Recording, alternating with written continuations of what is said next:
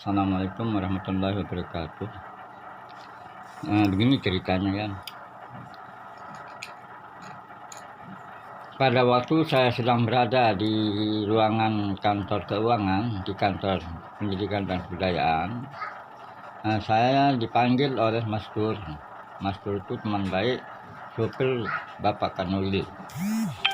Yang setiap pergi Bapak Kanwil kemana-mana, dia yang melayani, dia yang dari supir orang itu. Terus si Mas Tur bilang sama saya, Pak Sarin dipanggil sama tamu. Siapa? Tamu. Mana tamu itu? Di luar dia nunggu. Nah, kalau begitu betul apa enggak? Betul, coba lihat. Nah, begitu sampai mendengar kata si Mas Tur, akhirnya saya jalan pergi sana. Tahu-tahu sampai di bawah pohon beringin yang ada di kantor pendidikan. Lalu saya lihat tamu itu di pintu gerbang, ditunggu di pintu gerbang. Tamu itu dia memakai jubah putih, baju hitam, sorban putih, tongkat besi. Tamu itu. Terus assalamualaikum, saya bilang waalaikumsalam. Terus berjabatan tangan, saya berjabatan dengan tangan, padahal tidak kenal orang itu. Tamu itu kok senyum simpul dengan saya. Nah, setelah senyum simpul, tamu itu dia bilang, kirim salam rombongan dari Mekah. Saya turun ke dunia untuk memeriksa keadaan umatku. Nah, kalimat ini sudah terkesan sekali rahasia Nabi Muhammad ini. Karena apa sebab? Karena Nabi Muhammad turun ke dunia untuk memperbaiki akhlak. Itu dikenal sekali pada saat-saat mendengar khutbah atau pengajian. Ini terkesan betul-betul. Nah, kali-kali katanya itu sambil berjabatan tangan, kirim salam rombongan dari Mekah, saya turun ke dunia untuk memeriksa keadaan umatku. Nah, dia bahasin tamu itu. Nah, setelah tamu itu saya ketemukan, lalu diadakan pentanangan kota ibadah. Pentanangan kota ibadah ini saya seolah-olah diberikan pelimpahan amanat Nabi Rasul akhir zaman. Pada waktu pentanangan kota ibadah di kota Mataram, Allah menurunkan utusannya, perantara wali, Nabi, Rasul, malaikat. Di antara yang 4 ini, salah satu menyerahkan amanatnya sama saya secara dilimpahkan dengan penuh tanggung jawab. Nah, amanatnya tadi yang sudah saya ceritakan tadi. Nah, itu. Sedangkan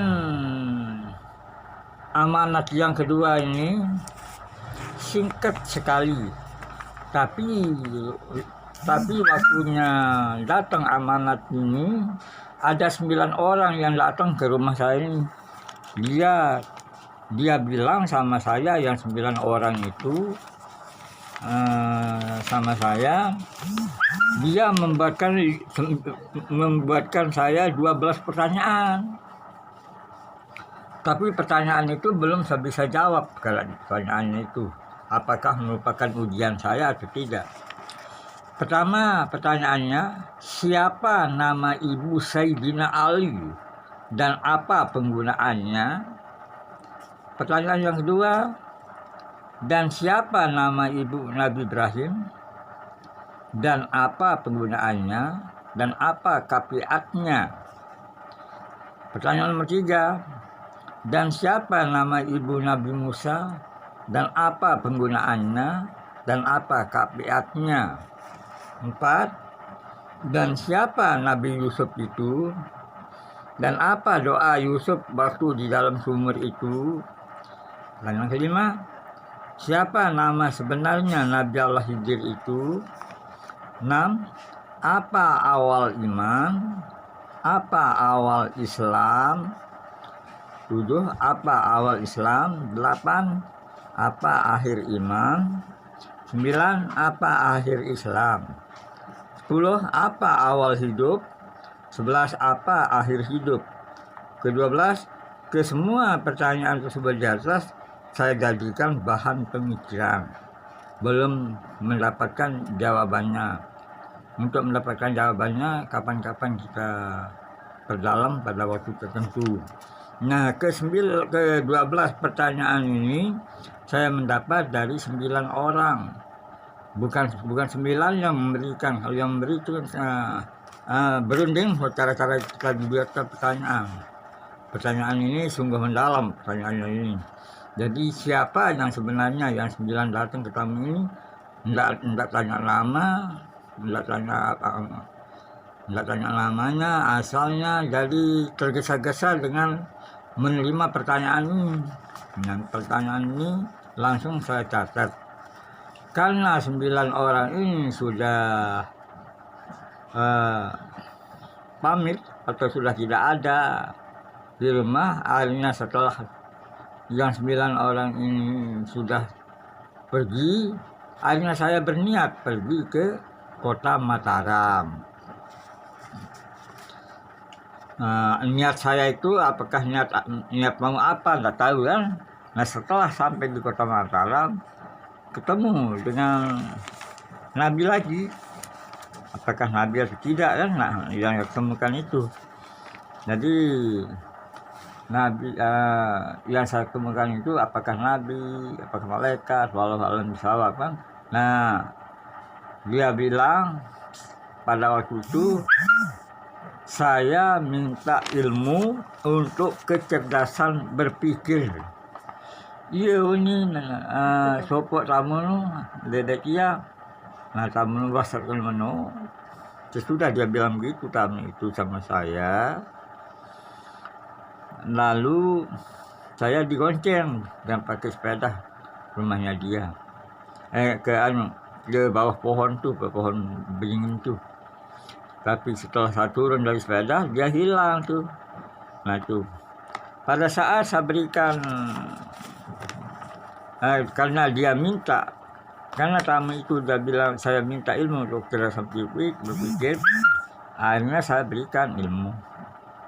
Sesudah saya berikan ilmu, tamu itu kok waktu saya memberikan tangan saya nggak bisa menulis. Jadi nggak dapat apa, jadi tamu itu kan lama-kelamaan karena bisa menulis dia dapat jadinya itu. Jadi baru saya sesudah saya berikan ilmu, baru saya digonceng tadi kan oleh tamu itu.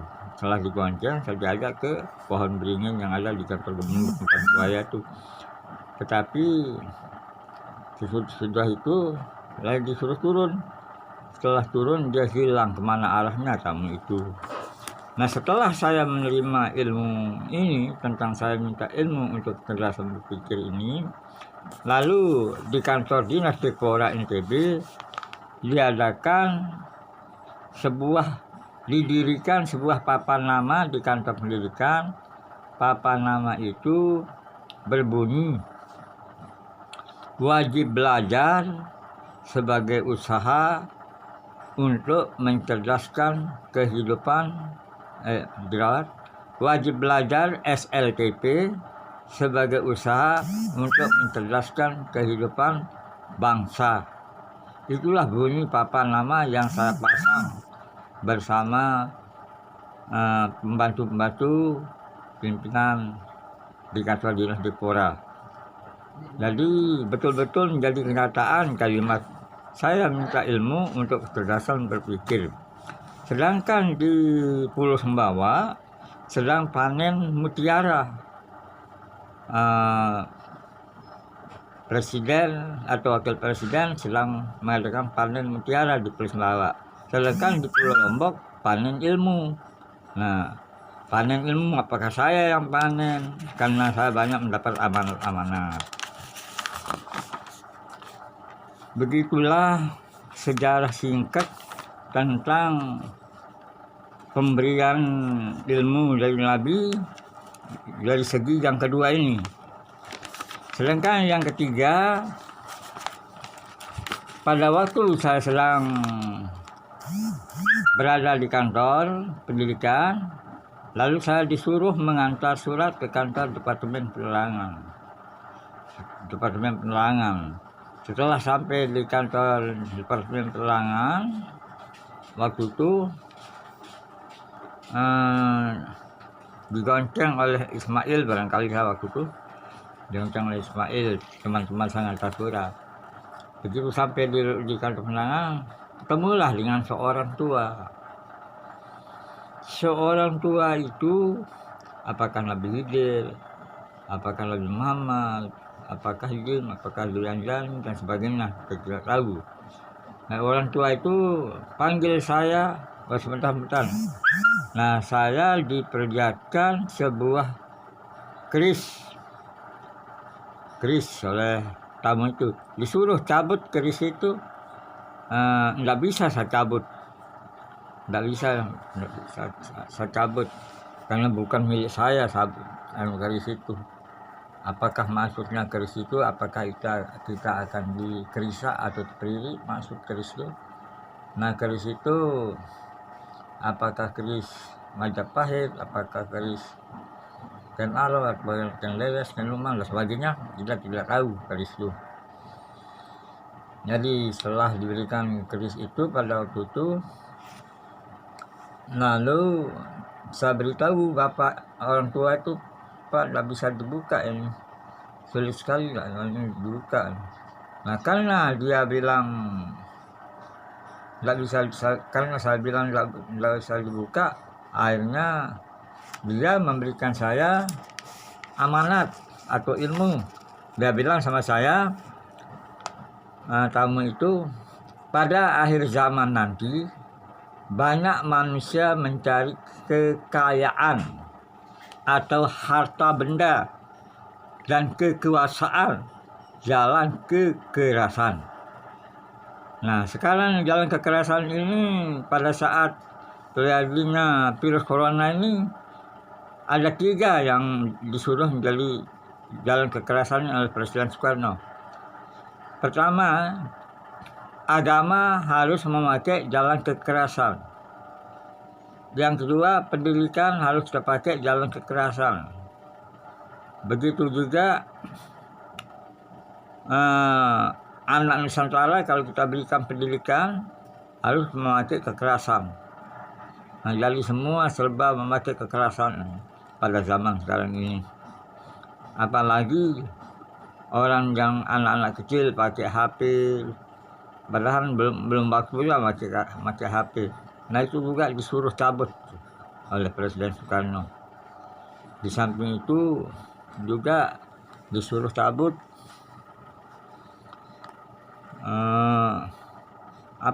disuruh cabut tuh. Disuruh hentikan.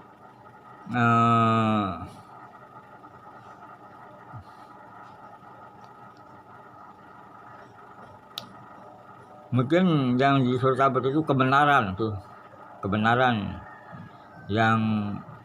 yang saya peroleh dari kata-kata beri aku 1000 orang tua itu, mungkin itulah yang dimaksud kata-kata itu. Nah, terus di samping itu orang tua itu dia bilang sama saya lagi, karena tidak bisa saya buka keris, akhirnya saya serahkan keris itu. Terus dia bilang kedua orang tuh sama saya, pada akhir zaman nanti yang ditangisi oleh Rasulullah Sallallahu Alaihi Wasallam, Dajjal. Nah, dia mulai kalimat Dajjal. Dajjal sudah diketahui oleh umatnya Muhammad, tetapi ulama yang menjadi Dajjal sulit diketahui oleh umatnya Muhammad Sallallahu Alaihi Wasallam.